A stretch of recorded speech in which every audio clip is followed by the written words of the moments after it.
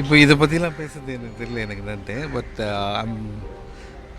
நான் இது வரைக்கும் அவர்கிட்ட நோட்டீஸ் பண்ணது, நான் அவர்கிட்ட பேசுனது என்னென்னா வந்து ஒன்றே ஒன்று தான். ஏன்னா அவர் வந்து யாருமே வந்து எந்த ஒரு நெகட்டிவாகவும் சொல்லவே மாட்டார்.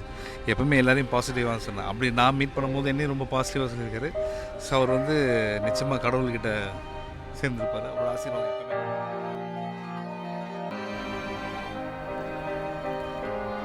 இயக்குனர் இமயம் பாரதிராஜா காலமானார்.